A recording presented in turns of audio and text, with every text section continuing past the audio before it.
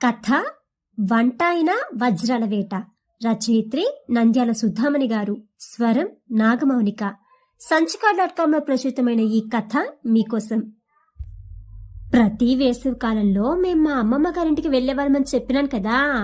అమ్మమ్మ వాళ్ళ ఇల్లు ఊరి బయట కోర్టు పక్కనే ఉండేది. పెద్ద కాంపౌండ్, మధ్యలో లంకంత ఇల్లు అమ్మమ్మ వాళ్ళది. కాంపౌండ్లో 5-6 ఇల్లు ఉండేవి. వాటిని బాడుగులకు ఇచ్చేవారు. మా తాతగారికి అద్దెకున్న వాళ్ళ మీద సానుభూతి చాలా ఎక్కువ. బాడుగలు బయట కంటే చాలా తక్కువగా తీసుకునేవారు. 2-3 ఏళ్లకోసారి గాని బాడుగు పెంచేవారు కాదు. ఒక్కోసారి అద్దెకున్న వాళ్లే వచ్చి, సార్ 3 ఏళ్లైంది సార్ మేం మీ ఇంట్లోకి వచ్చి, బాడుగు పెంచాలి గదా అని అడిగేవాళ్ళు. అవునా, 3 ఏండ్లయిందా, సరే అయితే ఒక ₹1 పెంచండి అని చెప్పేవారు మొహాట పడుతూ. వాళ్ళు ఆయన ఉదారత్వాన్ని పొగుడుతూ వెళ్లేవారు. మా మామలు మాత్రం, అప్పా మేం సిటీల్లో ₹100 ఇచ్చి అద్దె ఇండ్లలో ఉంటున్నాము, నీవు చూస్తే ఇక్కడ ఇంత తక్కువకు ఇల్లు అద్దెకిస్తున్నావు, 3 ఏళ్ల తర్వాత ₹1 పెంచడం ఒక పెంచడమా అని గొడవ చేసేవారు. పోనీలేండ్రా, చిన్న చిన్న ఉద్యోగులు ఇంటి బాడుగకే వచ్చిన జీతం అంతా పెట్టుకుంటే పిల్లా పాపలతో ఏం తింటారు అని సమర్థించేవారు. మాకు నీలాంటి ఇంటి వంట దొరికితే బాగుండును అని గొనిగేవాళ్ళు మామ వాళ్ళు. కాంపౌండ్లో ఒక మూలగా చిన్న తోట. తోటలో కరివేపాకు, ఉసిరి, కొబ్బరి, సపోటా, గోరింటాకు లాంటి చెట్లు, జాజి పూల పందిర్లు ఉండేవి. ఇంటి చుట్టూ రకరకాల చెట్లు, పూల తీగల పందిర్లతో ఎండాకాలంలో కూడా చల్లగా ఉండేది. మా ఊళ్ళో అయితే అక్కడొకటి ఇక్కడొకటి వేప చెట్లు, గుళ్ళ రావి చెట్లు తప్ప పెద్దగా చెట్లుండవు. ఊరి బయట చీనీ తోటలు, మల్లెపూల తోటలు ఉంటాయట. కానీ మేమెప్పుడు వాటిని చూడలేదు. మా ఊళ్ళో పెరట్లో ఏమైనా పూల చెట్లు వేసుకున్నా కోతులు కొమ్మలను విరిచేయడం, మొగ్గలు తుంచేయడం వంటి పనులు చేసేవి. అందుకే మాకు అమ్మమ్మ గారింట్లో చెట్లను చూస్తే ఆనందంగా ఉండేది. ఆ ఊరికి పోతే పెద్ద పిల్లలంతా కలిసి గుత్తికోటకు వెళ్లడం ఒక పెద్ద కార్యక్రమం. ఒక్కటే హడావిడి. పొద్దున్నే 8 భోజనం చేసేసి బయలుదేరేవారం. కొండపైకి ఎక్కాక మళ్ళీ పిచ్చి ఆకలి వేస్తుంది.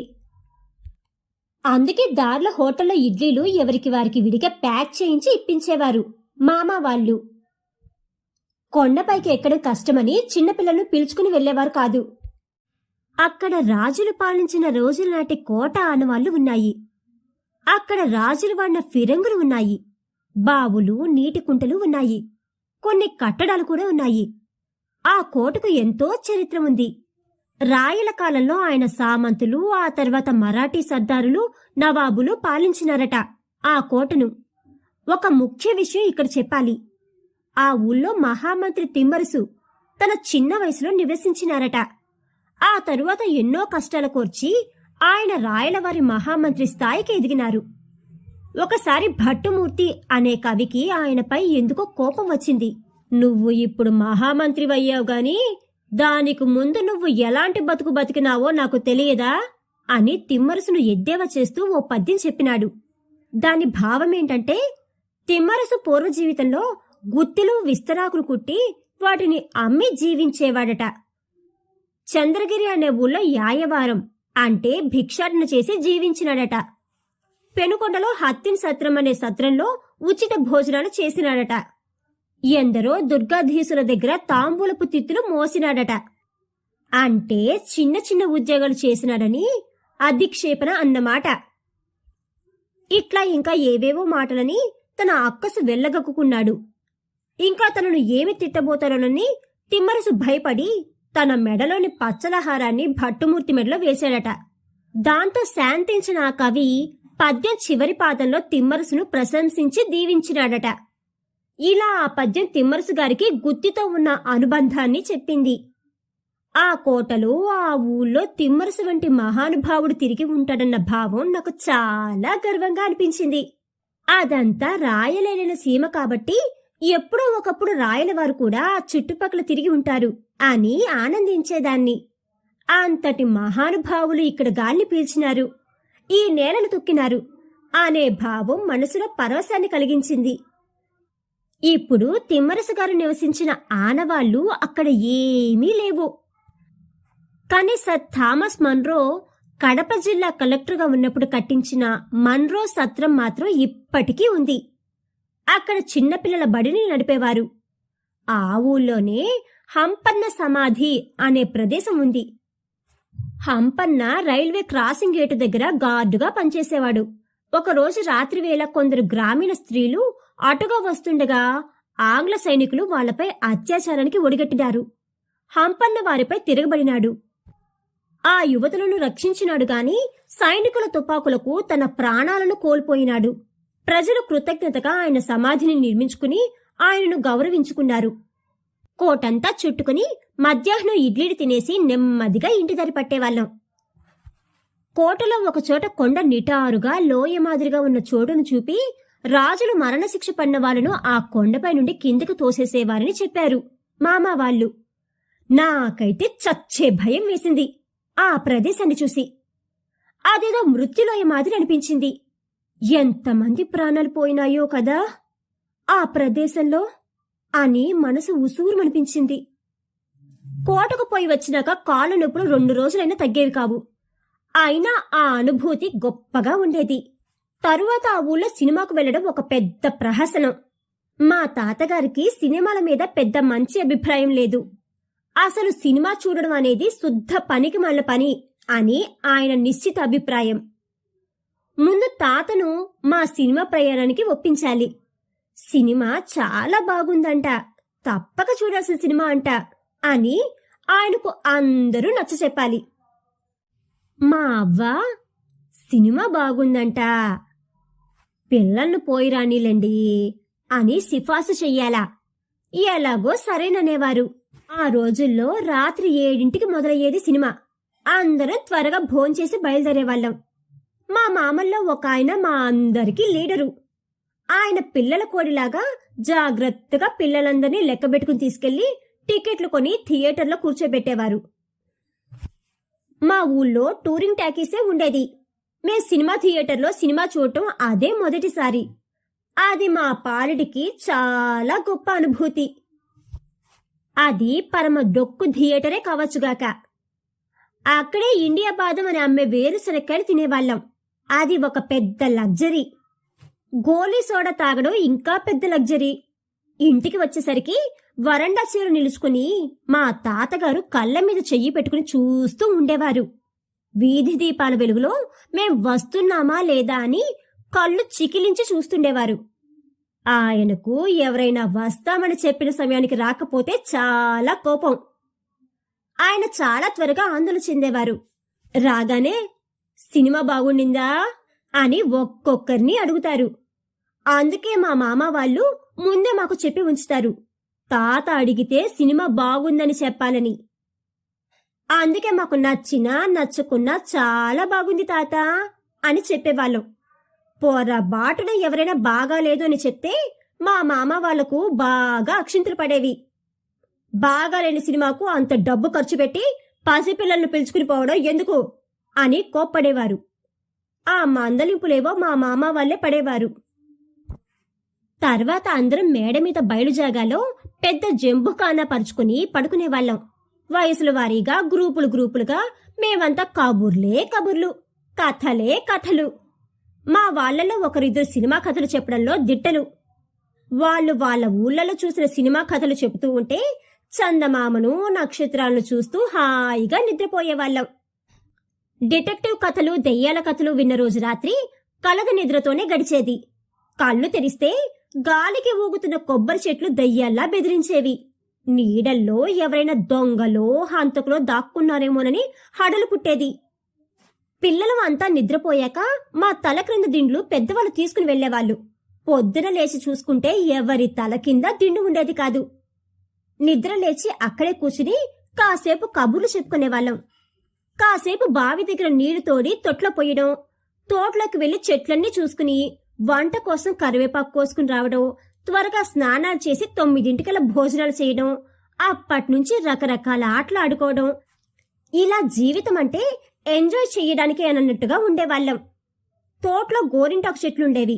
అందరం పోటీలు పడి గోరింటాకు కోసుకోవడం, దాన్ని రుబ్బడం, చేతులకు పెట్టుకోవడం ఒక పెద్ద కార్యక్రమం. కోర్టు ఆవరణలో బోలెడని చింత చెట్లు ఉండేవి.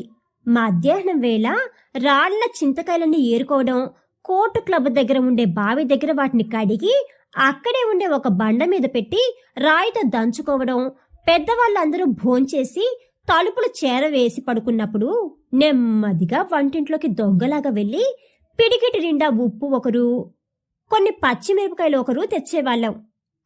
తలుపు కిర్రుమనకుండా పెద్దవాళ్ళు లేవకుండా వాళ్ళేదైనా నిద్రమత్తులు అడిగినా అందకుండా పొందకుండా సమాధానాలు చెప్పి తప్పించుకుని వచ్చేవాళ్ళం. చింతకాయ పచ్చడి చేసుకుని నోరు మండిపోతున్నా చప్పరించుకుంటూ తినేవాళ్ళం. ఒక్కొక్కసారి పెద్దవాళ్ళని అడిగి చింతపండు ఇప్పించుకుని దానిలో ఉప్పు, కారం, జీలకర్ర వేసి దంచుకుని చిన్న చిన్న ఉండలు చేసుకుని పుల్లలకు గుచ్చి చప్పరించేవాళ్ళం. సాయంత్రం అయితే ఒక్కొక్కసారి రైల్వే స్టేషన్ దాకా వెళ్లడం, అక్కడ ఆగి ఉన్న రైళ్లను చూడడం, కదిలిపోయే రైళ్లకు టాటా చెప్పడం చాలా సరదాగా ఉండేది. నేను అంతవరకు రైళ్లు చూడనే లేదు. అప్పటికి రైలు ఎక్కలేదు కూడా. స్టేషన్లో ఆంగ్లో ఇండియన్స్ కొందరు కనిపించేవారు. అది బొంబాయి, మద్రాస్ రూట్లో ఉన్న రైలు మార్గం కావడంతో ఆంగ్లో ఇండియన్స్ ఎక్కువగా ప్రయాణాలు చేసేవారు.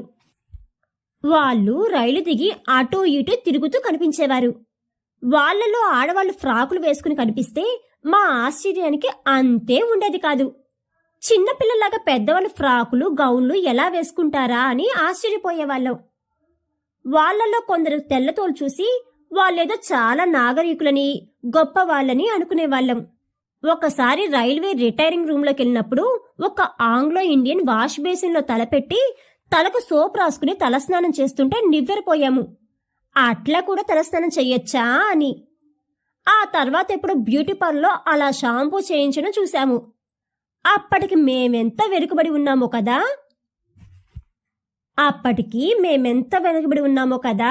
అని అనుకుంటుంటాను. ఒకసారి మా అమ్మమ్మ గారి ఊరికి వచ్చినప్పుడు అవ్వ అమ్మ చేతిలో ఒక వెండి భరిని పెట్టి మీ తాతగారి గుర్తుగా ఉంచుకో అని ఇచ్చింది.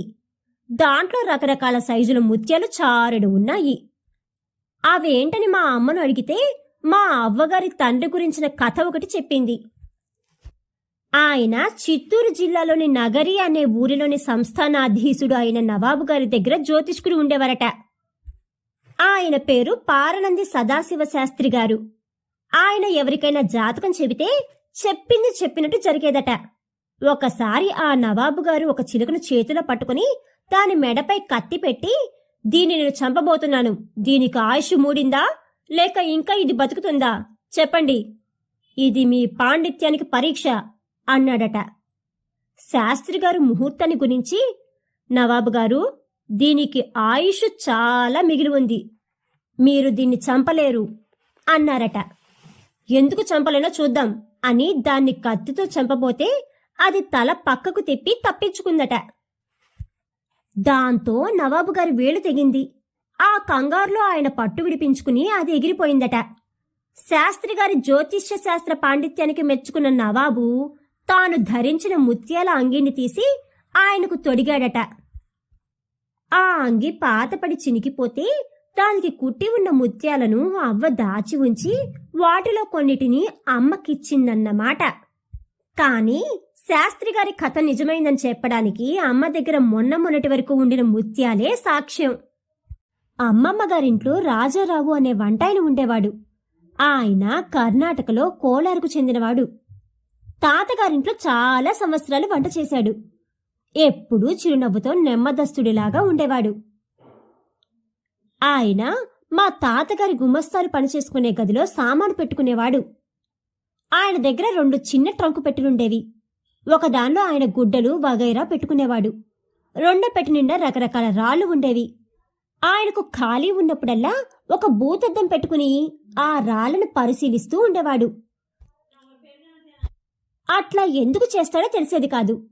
అడిగితే, అమ్మన్నీ, నువ్వు చిన్నపిల్లవమ్మా, నీకు తెలియదు అనేవాడు. నేను వదులుతానా? మాకంటే పెద్దవాళ్ళని అడిగి తెలుసుకున్నాను. వాన పడ్డ రోజుల్లో ఆయన గుత్తికి దగ్గరలో ఉన్న వజ్రకరూరు అనే ఊరికి వెళ్ళేవాడు. అక్కడ కొండల మీద, పొలాల్లోనూ వాగుల్లోనూ కొంచెం ప్రత్యేకంగా కనిపించిన రాళ్లను సేకరించుకుని తెచ్చుకునేవాడు. విషయం ఏంటంటే ఆ ఊళ్ళో వాన పడ్డప్పుడు వజ్రాలు దొరుకుతాయట. చాలా మందికి దొరికినాయట కూడా. తనకు కూడా దొరుకుతాయేమోనని ఆయన తన అదృష్టాన్ని అట్లా పరీక్షించుకునేవాడన్నమాట. ఆ రాళ్ల బరువు మోసుకుని బస్సులో తిరిగి వచ్చేవాడు. అప్పట్నుంచి భూతద్దం పెట్టి తాను మోసుకొచ్చిన రాళ్లలో వజ్రపు జార్లు ఉన్నాయేమోనని తెగ వెతుకుతూ ఉండేవాడు. ఆ ఊళ్ళోని కొండలన్నీ తెగ తిరిగేవాడట. వాగుల్లో వెతికేవాడట. పొలాలన్నీ శోధించినాడు. కాని పాపం ఆయనకు ఒక్క వజ్రం కూడా దొరకలేదు. జీవితం ఎంత చిత్రమైనదో కదా. ఎన్నో ఆశలను సృజిస్తుంది. ఆశ ఎంత లోతైనదో కదా. మనిషిని ఊరించి ఊరించి కడదాకా వదలదు. ఆ అదృష్టం ఎంత అగమ్యమైనదో కదా. దానికోసం ఎంత అన్వేషించినా అందరికీ అందదు. ఎవరో రైతుకు వజ్రం దొరికి 1,00,000 రూపాయలు వచ్చాయట. రాజారావుకు మాత్రం వజ్రాలు దొరకలేదు కాని ఒట్టి శ్రమే మిగిలింది. ఎన్ని వానల్లో తడిసినాడో వజ్రాల కోసం. పడిసం పట్టిందేమో కాని ఆ అదృష్టం మాత్రం పట్టలేదు రాజారావుకు.